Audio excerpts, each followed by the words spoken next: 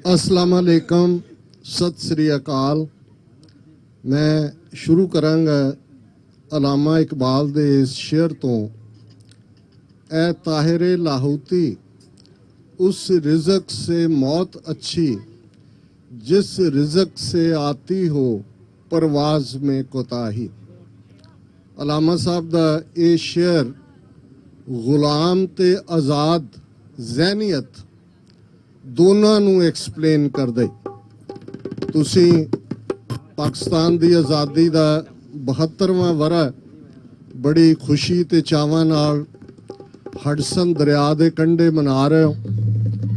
दुनिया भर च जिथे जिथे भी पाकिस्तानी बैठे ने वो इस दिन नूं बड़े चावां नाल बड़े उत्साह नाल मना रहे ने।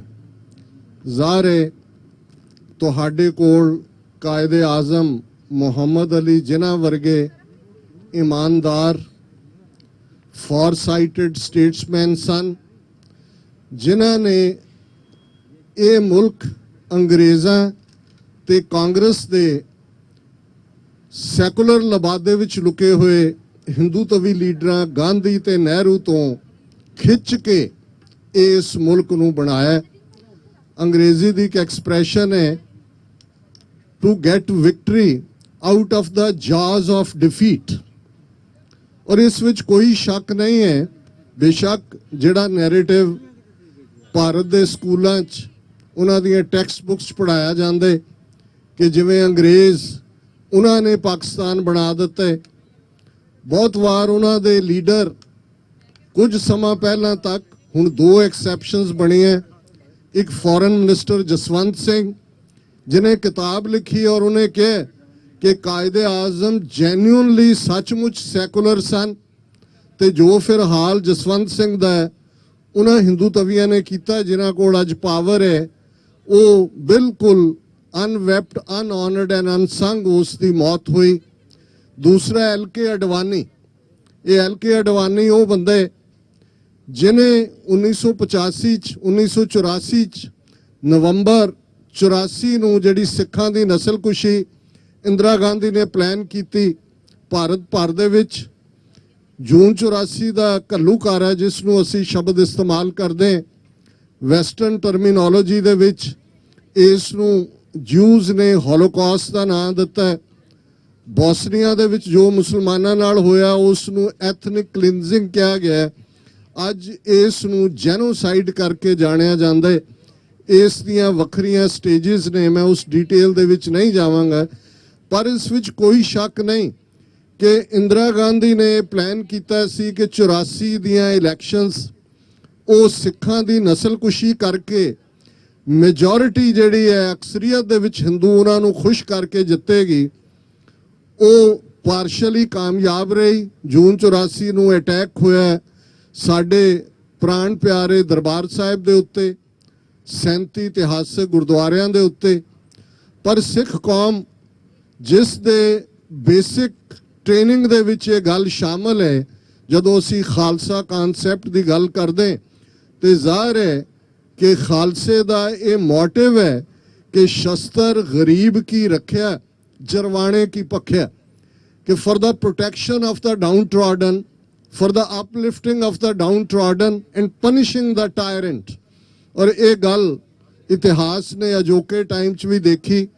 भाई बेअंत सिंह सतवंत सिंह उन्होंने इंदिरा गांधी नूं सजा याफ्ता किया और कुछ साल बाद भारत का फौजी जनरल वैद्य जिहदे ऑर्डर्स थले दरबार साहब ते टैंक और तोपां नाल हमला किया गया सी, उस नूं पुणे दे विच 2 सिख नौजवानों ने मौत की सजा दी। और नवंबर 84 की नस्लकुशी इंदिरा गांधी के मारे जाने तो बाद हुई। राजीव गांधी 3/4 मैजोरिटी दे नाल पार्लीमेंट दे विच जित्या। और इस इंदिरा गांधी कांग्रेस की बुक चो एक वर्का कढ़िया बीजेपी ने जिस दियां पार्लीमेंट सिर्फ 2 सीटां सन। LK अडवाणी ने रथ यात्रा के नाम थले नफरत का वणजारा, नफरत का व्यापारी कश्मीर तो कन्याकुमारी तक गया और उस दा जिहड़ी सिखर सी उसकी रथ यात्रा दी वो 6 दसंबर 1992 नूं 500 साल पुरानी बाबरी मसीत नूं ढाणा ਮੁਸਲਮਾਨਾਂ ਦੇ ਖਿਲਾਫ ਅਯੁੱਧਿਆ ਦੇ ਵਿੱਚ ਮੁੰਬਈ ਦੇ ਵਿੱਚ ਵੱਡੇ ਲੈਵਲ ਤੇ ਕੀਤੀ ਗਈ ਵਾਇਲੈਂਸ ਔਰ ਉਸ ਨਫ਼ਰਤ ਦਾ ਨਤੀਜਾ ਸੀ ਕਿ ਫਿਰ 2002 ਚ ਜਦੋਂ ਨਰਿੰਦਰ ਮੋਦੀ ਚੀਫ ਮਿਨਿਸਟਰ ਬਣਿਆ ਗੁਜਰਾਤ ਦੇ ਵਿੱਚ ਮੁਸਲਮਾਨਾਂ ਦੀ ਨਸਲਕੁਸ਼ੀ ਕੀਤੀ ਗਈ।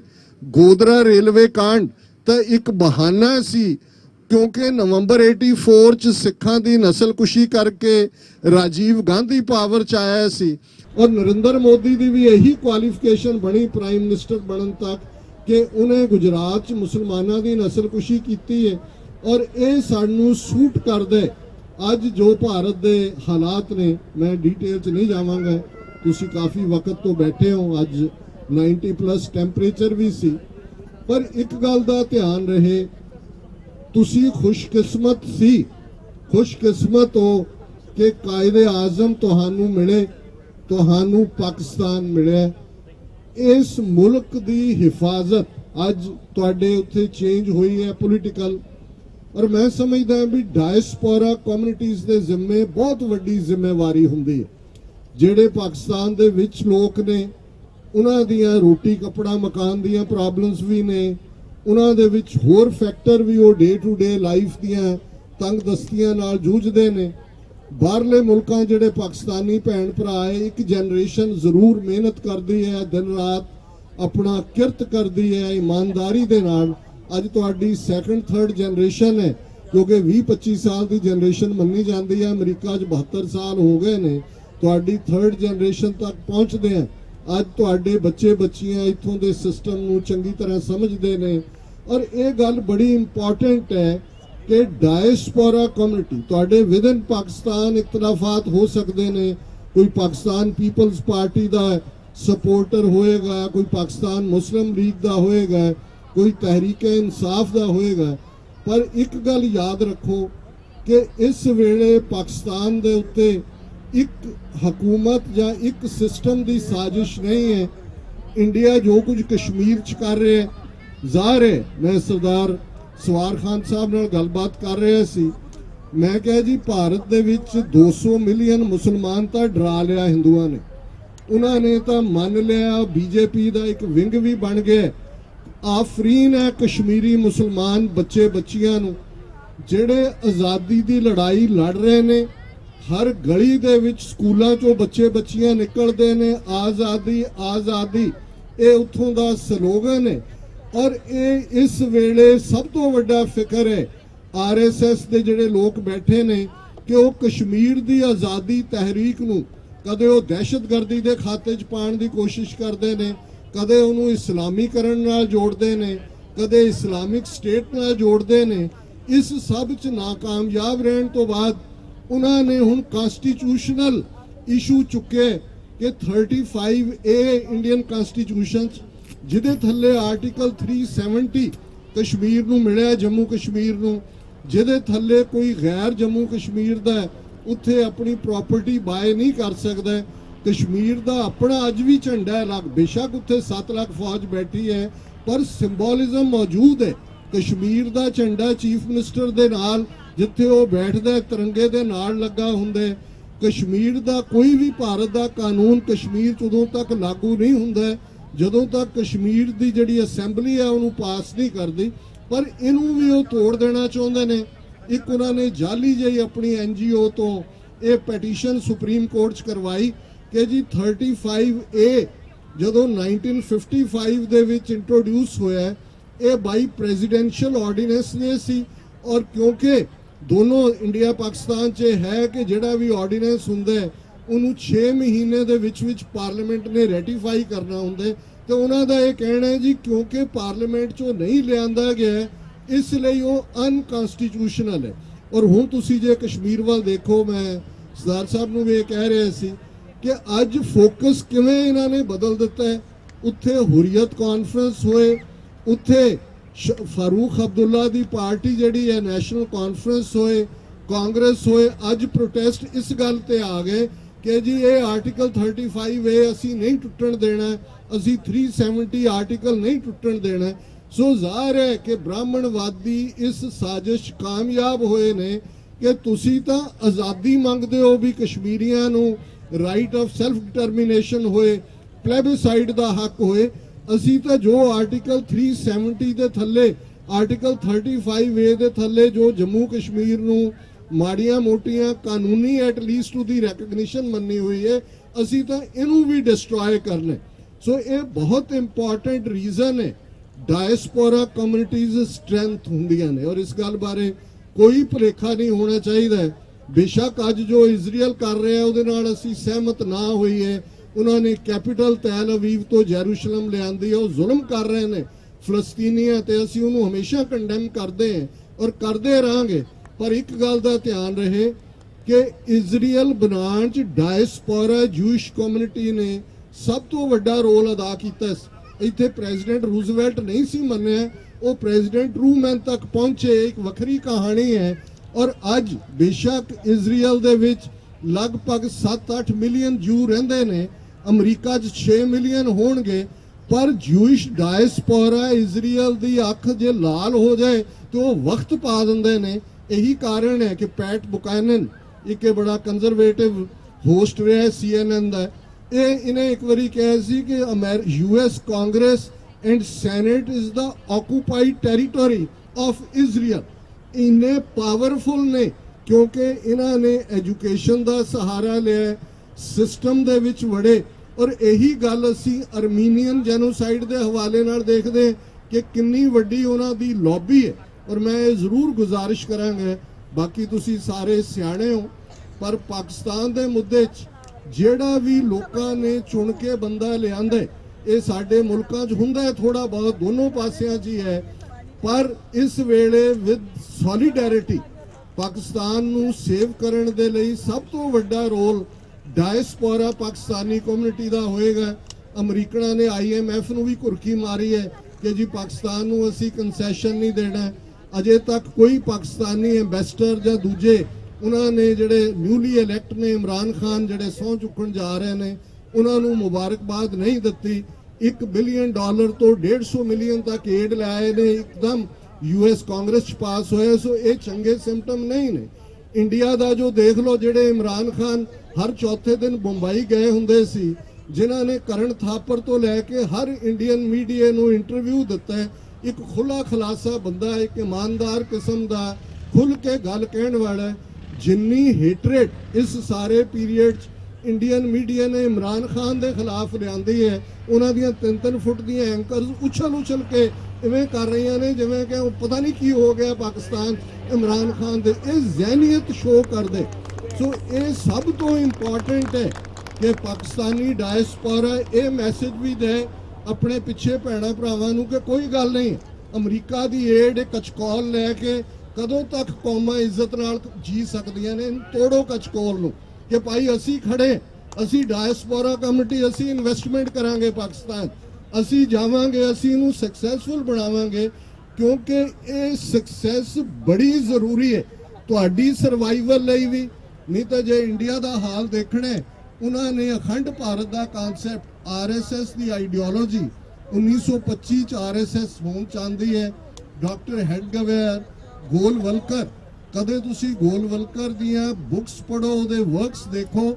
ਉਦੋਂ ਨਾਜ਼ੀਆਂ ਦੀ ਨਾਜ਼ੀ ਪਾਰਟੀ, ਹਿਟਲਰ ਦੀ ਉਹਨੇ ਪੈਰ ਜਮਾ ਲਏ ਸੀ ਜਰਮਨੀ ਦੇ ਵਿੱਚ, ਔਰ 1930s ਤੱਕ ਪਹੁੰਚਦੇ ਆ। ਗੋਲਵਲਕਰ ਦੀ ਇਹ ਲਿਖਤ ਹੈ ਕਿ ਜੋ ਸੋਲੂਸ਼ਨ ਮਾਈਨੋਰਿਟੀਜ਼ ਦਾ, ਅਕਲੀਅਤਾਂ ਦਾ ਨਾਜ਼ੀਆਂ ਨੇ ਕੱਢਿਆ, ਉਹੀ ਸੋਲੂਸ਼ਨ ਅਸੀਂ ਭਾਰਤ ਦੇ ਵਿੱਚ ਜਿਹੜਾ ਉਹ ਘੱਟ ਗਿਣਤੀਆਂ ਦਾ, ਅਕਲੀਅਤਾਂ ਦਾ, ਮਾਈਨੋਰਿਟੀਜ਼ ਦਾ ਕੱਢਾਂਗੇ।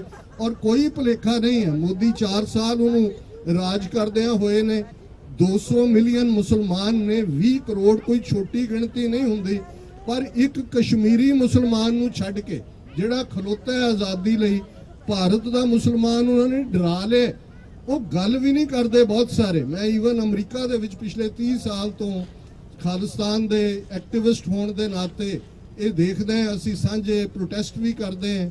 ਪਹਿਲੀ ਵਾਰ 1991 ਚ ਡਾਕਟਰ ਫਾਈ ਜਿਹੜੇ ਜਿਨ੍ਹਾਂ ਨੇ ਮੈਨੂੰ ਡਿਨਰ ਤੇ ਵਾਸ਼ਿੰਗਟਨ DC ਸੱਦਿਆ, ਅਸੀਂ ਟੁਗੇਦਰ ਕੰਮ ਕਰਦੇ ਰਹੇ। ਆਲਮੋਸਟ ਜਿੰਨੀਆਂ meetings, conferences, round table conferences ਹੁੰਦੀਆਂ ਨੇ, ਉਹਨਾਂ 'ਚ ਮੈਨੂੰ ਉਹਨਾਂ ਨੇ ਆਨਰ ਦਿੱਤਾ ਐਡਰੈਸ ਕਰਨ ਦਾ। ਪਰ ਜਿਹੜੇ ਈਵਨ ਇੱਥੇ ਵੀ ਅਮਰੀਕਾ 'ਚ ਡਾਇਸਪੋਰਾ 'ਚ ਇੰਡੀਅਨ ਮੁਸਲਮਾਨ ਰਹਿੰਦੇ ਨੇ, ਉਹ ਆਪਣੇ ਘਰ ਦੇ ਲਿਵਿੰਗ ਰੂਮ 'ਚ ਵੀ ਗੱਲ ਕਰਦੇ ਆ, ਮੂੰਹ ਖੋਲ ਕੇ ਗੱਲ ਨਹੀਂ ਕਰਦੇ, ਫੁੱਸ-ਫੁੱਸ ਕਰਦੇ ਨੇ ਜਿਵੇਂ ਉਹ ਦਿੱਲੀ ਦਾ ਡਰ ਉਹਨਾਂ ਨੂੰ ਇੱਥੇ ਵੀ ਖਾ ਰਿਹਾ। ਇਹ ਗੁਲਾਮੀ ਹੈ। ਜੇ ਜਿਨ੍ਹਾਂ ਨੂੰ ਅੱਜ ਲੱਗਦਾ ਪਾਕਿਸਤਾਨ 'ਚ ਵੀ ਇੱਕ ਸੈਕਸ਼ਨ ਖੜਾ ਹੈ ਜਿਹੜਾ ਇਹ ਕਹਿੰਦਾ ਜੀ ਕਾਹਨੂੰ ਪਾਕਿਸਤਾਨ ਬਣਾਉਣਾ ਸੀ, ਇੱਥੇ 200 ਮਿਲੀਅਨ ਉਹ ਹੈ, ਇੰਨੇ ਇੰਡੀਆ 'ਚ ਨੇ, ਇੰਨੇ ਬੰਗਲਾਦੇਸ਼ ਨੇ, ਬਰੇ ਸਗੀਰ 'ਚ ਅਸੀਂ ਸਾਰੇ ਹੁੰਦੇ ਤੇ ਆਹ ਹੋ ਜਾਂਦਾ। ਉਹ ਬਿਲਕੁਲ ਨਹੀਂ। ਇਸ ਗੱਲ ਲਈ ਸ਼ੁਕਰਗੁਜ਼ਾਰ ਹੋਵੋ ਕਿ ਤੁਹਾਡੇ ਕੋਲ ਮੁਲਕ ਹੈ ਔਰ 72 ਸਾਲ 'ਚ ਕਮਜ਼ੋਰੀਆਂ ਦੇ ਬਾਵਜੂਦ, ਕਰਪਸ਼ਨ ਦੇ ਬਾਵਜੂਦ, ਹੋਰ ਇਸ਼ੂਜ਼ ਦੇ ਬਾਵਜੂਦ 50 ਤੋਂ ਜ਼ਿਆਦਾ ਮੁਸਲਮਾਨਾਂ ਦੇ ਮੁਲਕ ਨੇ ਦੁਨੀਆ 'ਚ, ਕਿਹਦੇ ਕੋਲ ਨਿਊਕਲੀਅਰ ਹੈ। ਤੁਸੀਂ ਸਟੈਂਡ ਕੀਤਾ ਹੈ ਉੱਥੇ। ਤੁਸੀਂ ਭਾਰਤ ਦੀ ਫੌਜ ਔਰ ਕਿਵੇਂ ਭਾਰਤ ਨੇ water as a weapon use ਕੀਤਾ ਹੈ ਜਦੋਂ ਫਿਰੋਜ਼ਪੁਰ ਹੈਡਵਰਕਸ ਬੰਦ ਕੀਤੇ, ਕਿਵੇਂ 1960 ਦੀ ਇੰਡਸ ਵਾਟਰ ਟ੍ਰੀਟੀ 'ਚ ਵੀ ਉਹਨਾਂ ਨੇ ਜਿਹੜਾ ਉਹ ਤਕੜੀ ਨੂੰ ਪਾਸਾ ਜਿਹੜਾ ਦਿੱਤਾ ਹੈ ਉਸ ਦੇ ਵਿੱਚ ਵੀ ਉਹਨਾਂ ਨੇ ਕਾਣ ਕੀਤੀ। ਲੇਕਿਨ 65 71 98 99 ਇਹਦੇ ਬਾਵਜੂਦ ਤੁਸੀਂ ਸਰਵਾਈਵ ਕੀਤਾ ਔਰ ਤੁਹਾਡੇ ਗਵਾਂਢ ਅਫਗਾਨਿਸਤਾਨ 'ਚ ਜਿਹੜੀਆਂ ਪ੍ਰੌਕਸੀ ਬਣਿਆ ਹੋਇਆ ਦੁਨੀਆ ਇੱਕ ਅਨਫੋਰਚੂਨੇਟ ਪਾਰਟ ਹੈ। ਬਹੁਤ ਵਾਰ ਬਹਾਦਰ ਅਫਗਾਨਾਂ ਦੇ ਲਈ ਮੇਰੇ ਮਨ 'ਚ ਦਰਦ ਵੀ ਉੱਠਦਾ ਹੈ ਕਿ ਪਤਾ ਨਹੀਂ ਕੁਦਰਤ ਨੇ ਉਹਨਾਂ ਨੂੰ ਬਣਾਇਆ ਵੀ ਬੜਾ ਸਖਤ ਜਾਨ ਹੈ, ਪਰ ਹਮੇਸ਼ਾ ਸਦੀਆਂ ਤੋਂ ਉਸ ਦਰਵਾਜ਼ੇ ਤੋਂ ਹੀ, ਦਰਾ ਖੈਬਰ ਤੋਂ ਹੀ ਹਮਲਾਵਰ ਆਉਂਦੇ ਰਹੇ। ਔਰ ਇਹ ਰਿਮਾਰਕੇਬਲ ਹੈ ਕਿ 1979 ਚ ਸੋਵੀਅਤ ਯੂਨੀਅਨ ਆਕੂਪਾਈ ਕਰਦਾ ਅਫਗਾਨਿਸਤਾਨ ਨੂੰ, ਲਗਭਗ 1999 ਤੱਕ ਪਹੁੰਚਦੇ ਆ। ਜਿਹੜੀ ਲੜਾਈ ਦਾ ਸਭ ਤੋਂ ਜ਼ਿਆਦਾ ਬਰੰਟ ਪਾਕਿਸਤਾਨ ਨੇ ਝੱਲਿਆ, ਇਹੀ ਲੋਕ ਨੇ ਜਿਹੜੇ ਅੱਜ ਪਾਕਿਸਤਾਨ ਨੂੰ ਦਹਿਸ਼ਤਗਰਦ ਤੇ ਤਾਲਿਬਾਨ ਤੇ ਕਿਹਦੇ ਨਾਲ ਜੋੜਦੇ ਨੇ। ਇਹ ਮੁਜਾਹਿਦੀਨ, ਹੋਲੀ ਵਾਰੀਅਰ ਸ਼ਬਦ ਕਿਹਨੇ ਕਢਿਆ ਸੀ? ਇਹਨਾਂ ਨੇ ਹੀ ਸਭ ਤੋਂ ਪਹਿਲਾਂ ਇਸ ਸਾਰੇ ਕਨਸੈਪਟ ਨੂੰ ਹਵਾ ਦਿੱਤੀ। ਅਫਗਾਨ ਲੜੇ, ਪਾਕਿਸਤਾਨ ਨੇ 3 ਮਿਲੀਅਨ ਤੋਂ ਜ਼ਿਆਦਾ ਰਿਫਿਊਜੀ ਵੀ ਸਾਂਭੇ। ਇੱਥੇ ਤੁਸੀਂ ਹਾਲ ਦੇਖੋ ਰੋਹਿੰਗਿਆ ਮੁਸਲਮਾਨਾਂ ਦਾ ਹਾਲ, ਇੰਡੀਆ ਨੇ ਕੀ ਕੀਤਾ ਹੈ, ਬਰਮਾ 'ਚ ਕੀ ਹੋ ਰਿਹਾ ਹੈ, ਬੰਗਲਾਦੇਸ਼ 'ਚ ਜਿਹੜਾ ਉਹ ਵੀ ਉਹਨਾਂ ਨੂੰ ਐਕਸੈਪਟ ਕਰਨ ਨੂੰ ਤਿਆਰ ਨਹੀਂ। 3 ਮਿਲੀਅਨ ਛੋਟਾ ਨੰਬਰ ਨਹੀਂ ਹੈ। 10 ਸਾਲ ਤੁਸੀਂ ਉਹਨੂੰ ਰੈਜ਼ਿਸਟ ਕੀਤਾ। 9/11 ਦੀ ਅਨਫੋਰਚੂਨੇਟ ਘਟਨਾ ਹੋਈ ਜਿਹਨੂੰ ਅਸੀਂ ਕੰਡੈਮ ਕਰਦੇ ਹਾਂ। ਅਸੀਂ ਸਮਝਦੇ ਹਾਂ ਦੁਨੀਆ 'ਚ ਕਿਤੇ ਵੀ ਕਿਸੇ ਬੇਗੁਨਾਹ ਦਾ ਮਾਰਿਆ ਜਾਣਾ, ਨੋ ਮੈਟਰ ਕੀ ਰੀਜ਼ਨ ਹੋਏ, ਉਹਦੀ ਕੋਈ ਮਜ਼ਹਬ ਇਜਾਜ਼ਤ ਨਹੀਂ ਦਿੰਦਾ। ਪਰ ਉਹਦਾ ਸਭ ਤੋਂ ਜ਼ਿਆਦਾ ਬਰੰਟ ਫੇਰ ਜੇ ਪਾਕਿਸਤਾਨ ਦੀਆਂ ਬਰੂਆਂ ਤੋਂ ਲੰਘ ਕੇ ਦਹਿਸ਼ਤਗਰਦੀ ਉਹਨਾਂ ਦੇ ਘਰ ਅੰਦਰ ਆ ਵੜੀ ਤੇ ਕੌਣ ਜ਼ਿੰਮੇਵਾਰ ਹੈ? ਕਿਹਨੇ ਡਰੋਨ ਅਟੈਕ ਆਰਡਰ ਕੀਤੇ, ਕਿਹਨੇ ਲਾਂਚਿੰਗ ਪੈਡ ਬਣਾਏ, ਕਿਹਨਾਂ ਦੇ ਕੀ ਇੰਟਰਸਟ ਨੇ? ਔਰ ਅੱਜ ਇੰਡੀਆ ਨੂੰ ਉੱਥੇ ਵਾੜਨਾ ਚਾਹੁੰਦੇ ਨੇ। ਈਰਾਨ ਦੇ ਨਾਲ ਜਿਹੜਾ ਬਾਰਡਰ ਲੱਗਦਾ ਅਫਗਾਨਿਸਤਾਨ ਦਾ, 6 ਕੌਂਸੂਲੇਟ ਇੰਡੀਆ ਨੇ ਖੋਲੇ ਹੋਏ ਨੇ। ਕਿਹੜੇ ਈਰਾਨੀ ਜਿਹੜੇ ਨੇ ਉਹ ਇੰਡੀਆ ਆਉਣ ਦੇ ਲਈ ਤੜਫ ਰਹੇ ਨੇ ਕਿ ਇੰਡੀਆ ਕੋਈ ਐਸੀ ਜੰਨਤ ਹੈ ਜਿੱਥੇ ਉਹਨਾਂ ਨੇ ਟੂਰਿਜ਼ਮ ਦੇ ਲਈ ਆਣੇ। ਲੇਕਿਨ ਇਹ ਸਾਰੀਆਂ ਉਹ ਸਪਾਈਂਗ ਏਜੰਸੀ ਰॉ ਦੇ ਹੈੱਡਕੁਆਟਰ ਨੇ। ਕੁਲਭੂਸ਼ਣ ਯਾਦਵ ਜਿਹਦਾ ਕੇਸ ਇੰਟਰਨੈਸ਼ਨਲਾਈਜ਼ ਹੋਇਆ, ਮੈਂ ਕਈ ਵਾਰ ਪਾਕਿਸਤਾਨੀ ਐਕਟਿਵਿਸਟ ਨੂੰ ਕਹਿੰਦਾ ਵੀ ਉਹ ਤਾਂ ਝੂਠ ਨੂੰ ਵੇਚ ਰਹੇ ਨੇ। ਸਮਝੌਤਾ ਐਕਸਪ੍ਰੈਸ ਰॉ ਨੇ ਕੀਤਾ। ਉਹਨਾਂ ਦਾ ਸਿਟਿੰਗ ਇੰਟੈਲੀਜੈਂਸ ਦਾ ਕਰਨਲ ਪ੍ਰੋਤ, ਉਹਨਾਂ ਦੀ ਸਾਧਵੀ ਪ੍ਰਗਿਆ ਸਬੂਤ ਨੇ। ਉਹ ਤੁਹਾਨੂੰ ਮੁੰਬਈ ਅਟੈਕ ਦੂਜੇ ਦੇ ਲਈ ਇੰਟਰਨੈਸ਼ਨਲਾਈਜ਼ ਕਰਦੇ ਨੇ। ਔਰ ਮੈਂ ਇਹਦੇ 'ਚ ਫੇਲਰ ਮੰਨਦਾ ਡਾਇਸਪੋਰਾ ਪਾਕਿਸਤਾਨੀ ਕਮਿਊਨਿਟੀ ਦੀ ਕਿ ਤੁਸੀਂ ਪ੍ਰੋਪਰ ਲੌਬਿੰਗ ਨਹੀਂ ਕਰਦੇ। ਕਦੇ ਵਾਸ਼ਿੰਗਟਨ ਆਓ, ਕਾਂਗਰਸ ਔਰ ਸੈਨੇਟ ਦੇ ਦਫ਼ਤਰਾਂ 'ਚ ਦੇਖੋ, ਤੁਹਾਨੂੰ 50 ਤੋਂ ਜ਼ਿਆਦਾ ਹਿੰਦੂਆਂ ਦੇ ਮੁੰਡੇ ਕੁੜੀਆਂ ਇੰਟਰਨਸ਼ਿਪ ਕਰਦੇ ਆ, ਮਿਲ ਜਾਣਗੇ ਉਹਨਾਂ ਦੇ। ਉਸ ਸਿਸਟਮ ਦੇ ਵਿੱਚ ਵੜੇ ਹੋਏ ਨੇ ਤੇ ਇਹ ਡਾਇਸਪੋਰਾ ਕਮਿਊਨਿਟੀ ਦੇ ਜ਼ਿੰਮੇ ਹੈ। ਜਿੱਥੇ ਤੁਸੀਂ ਫਾਈਨੈਂਸ਼ੀਅਲੀ ਪਾਕਿਸਤਾਨ ਨੂੰ ਸਟਰੋਂਗ ਕਰੋ, ਉੱਥੇ ਅਮਰੀਕਾ ਦੇ ਵਿੱਚ ਇਸ ਕਿਸਮ ਦੀ ਲੌਬੀ ਹੋਏ। ਬੇਸ਼ੱਕ ਅਸੀਂ ਵਿਦਆਊਟ ਨੇਸ਼ਨ ਲੋਕ ਹੈ, ਬਿਨਾਂ ਕਿਸੇ ਘਰ ਤੋਂ ਹੈ, ਸਾਡਾ ਕੋਈ ਮੁਲਕ ਨਹੀਂ ਲੜ ਰਹੇ, ਪਰ ਅਸੀਂ 5 ਸਾਲ ਪਹਿਲਾਂ US ਕਾਂਗਰੈਸ਼ਨਲ ਸਿੱਖ ਕਾਕਸ ਬਣਾਈ। ਅੱਜ 50 ਤੋਂ ਜ਼ਿਆਦਾ ਕਾਂਗਰਸਮੈਨ ਬਾਈ ਪਾਰਟੀਸਨ ਦੋਨੋਂ ਪਾਸੇ, ਡੈਮੋਕ੍ਰੈਟ ਤੇ ਰਿਪਬਲਿਕਨ। ਬੜਾ ਪਾਵਰਫੁਲ ਕਾਂਗਰਸਮੈਨ ਹੈ ਡੈਮੋਕ੍ਰੈਟਾਂ ਦਾ, ਗਰਮੰਡੀ ਯੂਨੀਵਰਸਿਟੀ ਕੈਲੀਫੋਰਨੀਆ, ਉਹ ਕੋ-ਚੇਅਰ ਹੈ। ਇਸੇ ਤਰ੍ਹਾਂ ਪੈਨਸਿਲਵੇਨੀਆ ਤੋਂ ਰਿਪਬਲਿਕਨ ਕੋ-ਚੇਅਰ ਹੈ। 4 ਸਾਲ ਤੋਂ ਇਹ US ਕਾਂਗਰੈਸ਼ਨਲ ਸਿੱਖ ਕਾਕਸ ਇਹ ਸਿੱਖਾਂ ਦੇ ਮੁੱਦਿਆਂ ਨੂੰ ਚੁੱਕਦੀ ਹੈ। ਸੋ ਇਹਨਾਂ ਮੁਲਕਾਂ 'ਚ ਰਹਿੰਦੇ ਇੰਟਰਨੈਸ਼ਨਲ ਲਾਅ ਦੇ ਥੱਲੇ ਕਸ਼ਮੀਰ ਦੀ ਗੱਲ ਕਰੀਏ, ਰਾਈਟ ਆਫ ਸੈਲਫ ਡਿਟਰਮੀਨੇਸ਼ਨ ਦੇ ਕਿੰਨੇ 15 16 17 ਰੈਜ਼ੋਲੂਸ਼ਨ ਨੇ, ਕਿਵੇਂ UN ਨੇ ਮੰਨਿਆ ਹੋਇਆ। ਔਰ ਇੱਕ ਬੜੀ ਚੰਗੀ ਗੱਲ ਹੈ ਕਿ ਪਹਿਲੀ ਵਾਰ ਇਹਨਾਂ 72 ਸਾਲਾਂ 'ਚ ਕਸ਼ਮੀਰ ਦੇ ਮੁੱਦੇ ਦੇ ਉੱਤੇ ਯੂਨਾਈਟਿਡ ਨੇਸ਼ਨਸ ਦੀ ਇੱਕ ਰਿਪੋਰਟ 51 ਪੇਜ ਦੀ ਆਈ ਅਸੀਂ TV 84 ਦੇ ਨਾਲ ਵੀ ਜੁੜੇ ਹੋਏ ਹਾਂ ਔਰ ਮੈਂ ਕਿਹਾ ਵੀ ਇਹ ਇੱਕ ਖੁਸ਼ਕਿਸਮਤੀ ਹੈ ਵੀ ਘੱਟੋ ਘੱਟ ਇੱਕ ਮਿਡਲ ਈਸਟ ਦਾ ਚੰਗਾ ਬੰਦਾ ਹਿਊਮਨ ਰਾਈਟਸ ਦੇ ਵਿੰਗ ਚ ਆਇਆ। ਉਹਨੇ ਕਿਹਾ ਜੀ ਇਹਦੀ ਇਨਵੈਸਟੀਗੇਸ਼ਨ ਕਰਾਓ। ਉਹ ਰਿਪੋਰਟ ਤੁਹਾਡਾ ਲਾਂਚਿੰਗ ਪੈਡ ਹੋ ਸਕਦਾ ਹੈ। ਸਟਰੋਂਗਲੀ ਇਹਦੇ ਲਈ ਲੌਬੀ ਕਰੋ। ਔਰ ਮੈਂ ਅੱਜ ਦੇ ਇਸ ਮੁਬਾਰਕ ਦਿਨ ਦੇ ਉੱਤੇ ਇਸ ਗੱਲ ਦੇ ਉੱਤੇ ਖੁਸ਼ੀ ਮਹਿਸੂਸ ਕਰਦੇ ਕਿ ਅੱਜ ਸਿੱਖਾਂ ਔਰ ਮੁਸਲਮਾਨਾਂ ਸਾਡੇ ਦੋਵੇਂ ਪਾਸੇ ਦੇ ਪੰਜਾਬਾਂ ਦੋਨਾਂ ਮੁਲਕਾਂ 'ਚ। ਔਰ ਮੈਨੂੰ ਜਦੋਂ ਕਿਸੇ ਨੇ ਪੁੱਛਿਆ ਇੰਡੀਅਨ ਜਰਨਲਿਸਟ ਨੇ ਕਿ ਜੀ ਤੁਹਾਡਾ ਕੀ ਇੰਟਰਸਟ ਹੈ, ਤੁਸੀਂ ਪਾਕਿਸਤਾਨ ਡੇ ਤੇ ਵੀ ਜਾਂਦੇ ਹੋ ਬੜਾ, ਮੈਂ ਕਿਹਾ ਜੀ ਸਾਡੇ ਇੰਟਰਸਟ ਨੇ 47 'ਚ। ਕਹਿੰਦੇ ਫਿਰ ਕਿਉਂ ਤੁਸੀਂ ਇੱਕ ਦੂਜੇ ਦੇ ਗਾਟੇ ਲਾਏ ਨੇ? ਮੈਂ ਕਿਹਾ ਉਦੋਂ ਕਲੈਸ਼ ਸੀ ਕਿਉਂਕਿ ਮੁਸਲਮਾਨ 9 ਕਰੋੜ ਭਾਵੇਂ ਸਨ ਪਰ ਉਹ ਫੀਅਰ ਕਰਦੇ ਸੀ ਕਿ ਅਸੀਂ 33 ਕਰੋੜ ਹਿੰਦੂਆਂ ਦੀ ਡੋਮੀਨੈਂਸ ਜੇ ਰਹੇ ਤੇ ਫਿਰ ਆਇਨ ਉਵੇਂ ਹੀ ਬਣੇਗਾ ਜਿਵੇਂ ਨਹਿਰੂ ਨੇ। ਕਾਇਦੇ ਆਜ਼ਮ ਅਖੀਰਲੇ ਪਲਾਂ ਤੱਕ ਇਸ ਕੋਸ਼ਿਸ਼ ਸਨ ਕਿ ਕੋਈ ਇਮਾਨਦਾਰ ਸੋਲੂਸ਼ਨ ਨਿਕਲੇ। ਪਰ ਜਦੋਂ ਨਹਿਰੂ ਨੇ ਪ੍ਰੈਸ ਕਾਨਫਰੰਸ ਕਰਕੇ ਕਲਕੱਤਾ 'ਚ ਕਿਹਾ ਕਿ ਜੀ ਆਇਨ ਦੇ ਵਿੱਚ ਤਾਂ ਅਸੀਂ ਸਿੰਪਲ ਮੈਜੋਰਿਟੀ ਦੇ ਨਾਲ ਹੀ ਜਿਹੜਾ ਉਹ ਕਨਸਟੀਟਿਊਸ਼ਨ ਜਿਹੜਾ ਹੈ ਉਸ ਨੂੰ ਪਾਸ ਕਰਾਂਗੇ, ਤੇ ਉਹਨਾਂ ਨੇ ਬਿਲਕੁਲ ਕਲੀਅਰ ਕਰ ਦਿੱਤਾ। ਔਰ ਜਦੋਂ ਅਸੀਂ ਦੇਖਦੇ ਹਾਂ ਆਬਜ਼ਰਵੇਸ਼ਨਸ, ਅਸੀਂ 47 ਦੀ ਆਪਣੀ ਲੀਡਰਸ਼ਿਪ ਨੂੰ ਹਮੇਸ਼ਾ ਕੋਸਦੇ ਹਾਂ ਔਰ ਉਸ ਦੇ ਲਈ ਮੈਂ ਅਕਸਰ ਸਾਡੇ ਸਿੱਖ ਪਰਸਪੈਕਟਿਵ ਤੋਂ ਇਹ ਸ਼ੇਅਰ ਅਕਸਰ ਮੈਂ दोहराता है कि वो वक्त भी देखा तारीख की घड़ियों ने जब लम्हों ने खता की सदियों ने सजा पाई। साडी लीडरशिप बूझड़ सी, बिल्कुल लाल भुजक्कड़ सी। ਉਹ ਗਾਂਧੀ ਤੇ ਨਹਿਰੂ ਦੇ ਉਹ ਸਾਰੀ ਡਰਾਮੇਬਾਜ਼ੀ ਸੈਕੂਲਰਿਜ਼ਮ ਦੇ ਲਬਾਦੇ 'ਚ ਲੁਕਿਆ ਸ਼ੁੱਧ ਬਨਾਰਸੀ ਹਿੰਦੂ ਉਹਨੂੰ ਨਹੀਂ ਦੇਖ ਸਕੇ। ਤੇ ਕਾਇਦੇ ਆਜ਼ਮ ਸਪਸ਼ਟ ਸਨ ਜਦੋਂ ਉਹਨਾਂ ਕਿਹਾ whenever Gandhi has come to meet me he has come to cheat me. ਕੋਈ ਭੁਲੇਖਾ ਨਹੀਂ ਸੀ ਕਿ ਕਿਹਦੇ ਨਾਲ ਉਹ ਡੀਲ ਕਰ ਰਹੇ ਨੇ। ਇਹ ਮੁਲਕ ਤੁਹਾਨੂੰ ਮਿਲਿਆ, ਇਸ ਦੀ ਹਿਫਾਜ਼ਤ ਕਰੋ।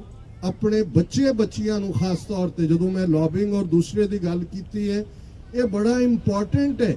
ਅਸੀਂ ਰਿਐਕਟਿਵ ਅਪਰੋਚ ਤਾਂ ਕਰਦੇ ਹਾਂ, ਸਾਡੇ ਦੋਹਾਂ ਪੰਜਾਬਾਂ ਦੇ ਵੀ ਹਿੱਸੇ ਆਇਆ, ਹਰ ਗੱਲ ਨੂੰ ਅਸੀਂ ਰਿਐਕਟ ਕਰਦੇ ਹਾਂ। ਪਰ ਅੱਜ ਲੜਾਈਆਂ ਪ੍ਰੋਐਕਟਿਵ ਅਪਰੋਚ ਦੇ ਨਾਲ ਜਿੱਤੀਆਂ ਜਾਂਦੀਆਂ ਨੇ। ਪ੍ਰੋਐਕਟਿਵ ਇਹ ਹੈ ਬੱਚਿਆਂ ਨੂੰ ਜਿੱਥੇ ਤੁਸੀਂ ਡਾਕਟਰ ਬਣਾਉਂਦੇ ਹੋ, ਇੰਜੀਨੀਅਰ ਬਣਾਉਂਦੇ ਹੋ, ਵਕੀਲ ਬਣਾਓ, ਪੋਲੀਟੀਕਲ ਸਾਇੰਸ ਦੇ ਵਿੱਚ ਲਿਆਓ, ਜਰਨਲਿਸਟ ਬਣਾਓ ਤਾਂ ਕਿ ਸਿਸਟਮ ਦੇ ਵਿੱਚ ਉਹ ਵੜਨ ਤੇ ਅਲਟੀਮੇਟਲੀ ਆਪਣੇ ਹੱਕਾਂ ਦੀ ਗੱਲ ਕਰਨ। ਅਸੀਂ ਉਹਨਾਂ ਕਸ਼ਮੀਰੀ ਭੈਣਾਂ ਭਰਾਵਾਂ ਨੂੰ ਜਿਹੜੇ ਖੜੇ ਨੇ ਆਜ਼ਾਦੀ ਦੇ ਲਈ, ਜਿਹੜੇ ਜੂਝ ਰਹੇ ਨੇ, ਉਹਨਾਂ ਦੇ ਅੱਗੇ ਆਪਣਾ ਸਿਰ ਝੁਕਾਉਂਦੇ ਉਹ ਮੇਰੇ ਲਈ ਵੀ ਪ੍ਰੇਰਨਾ ਨੇ। ਮੈਂ ਜਦੋਂ ਦੇਖਦਾ ਪੈਲਟ ਗਨਸ ਨਾਲ ਅੰਨੇ ਹੋਏ ਬੱਚੇ ਨਬੀਨੇ ਬਣਾਏ ਹੋਏ ਔਰ ਕਿਸ ਅੰਦਾਜ਼ ਦੇ ਵਿੱਚ, ਇਹਦੇ ਬਾਵਜੂਦ ਜਦੋਂ ਹੀ ਉਹਨਾਂ ਦੇ ਜੁਝਾਰੂਆਂ ਨੂੰ ਘੇਰਾ ਪੈਂਦਾ ਹੈ ਘਰਾਂ ਚੋਂ ਬੱਚੇ ਨਿਕਲ ਆਉਂਦੇ ਨੇ, ਗੋਲੀਆਂ ਖਾਂਦੇ ਨੇ, ਟੈਂਕਾਂ ਸਾਹਮਣੇ ਖਲੋਂਦੇ ਨੇ। ਔਰ ਇਹ ਗੱਲ ਯਾਦ ਦਹਾਨੀ ਕਰਵਾਉਂਦੀ ਹੈ ਕਿ ਆਜ਼ਾਦੀ ਮੁਫਤ ਨਹੀਂ ਮਿਲਦੀ, ਇਹਦਾ ਮੁੱਲ ਤਾਰਨਾ ਪੈਂਦਾ। ਤੁਹਾਡੇ ਕੋਲ ਆਜ਼ਾਦੀ ਹੈ, ਇਸ ਨੂੰ ਸੰਭਾਲ ਲਓ, ਇਸ ਨੂੰ ਮਜ਼ਬੂਤ ਬਣਾਓ। ਪਾਕਿਸਤਾਨ ਦੁਨੀਆ ਦੇ ਨਕਸ਼ੇ ਦੇ ਉੱਤੇ ਇੱਕ ਯੂਨੀਕ ਮੁਲਕ ਹੈ। ਤੁਹਾਡੇ ਕੋਲ ਸਾਰੇ ਰਿਸੋਰਸਸ ਨੇ ਔਰ ਸਭ ਤੋਂ ਵੱਡਾ ਰਿਸੋਰਸ ਤੁਹਾਡਾ ਡਾਇਸਪੋਰਾ ਕਮਿਊਨਿਟੀ ਹੈ। ਇਹਨਾਂ ਲਫ਼ਜ਼ਾਂ ਦੇ ਨਾਲ ਮੈਂ ਰਾਜਾ ਰਜ਼ਾਕ ਜੀ, ਪਾਕਿਸਤਾਨ ਅਮਰੀਕਨ ਥਿੰਕ ਟੈਂਕ ਔਰ ਹੋਰ ਸਾਡੇ ਸਰਦਾਰ ਸਾਹਿਬ ਸਵਾਰ ਖਾਨ ਜੀ, ਇਹਨਾਂ ਸਾਰਿਆਂ ਦਾ ਸ਼ੁਕਰੀਆ ਅਦਾ ਕਰਦੇ।